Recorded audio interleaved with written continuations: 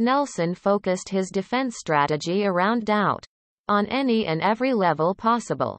If any juror harbors a reasonable doubt about Chauvin's guilt, they must not convict him.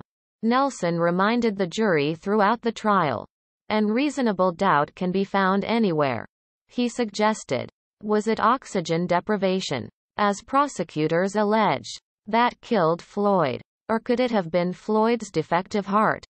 Could the drugs in his system have played a role? Wouldn't it be common sense to consider those possibilities?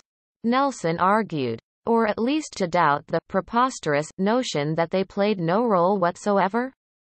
Did Chauvin ignore his police training, as prosecutors allege? Or did he do exactly what he was trained to do?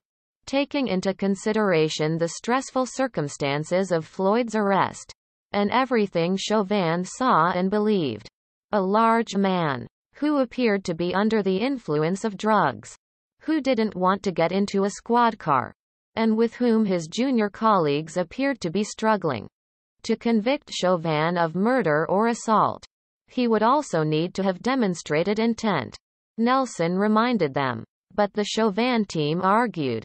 Is it really plausible that the officer intended to kill or seriously harm Floyd, knowing full well that his actions were being videotaped, not just by his own body-worn camera, but by those of the other officers, by nearby surveillance cameras, and by the cell phones of bystanders?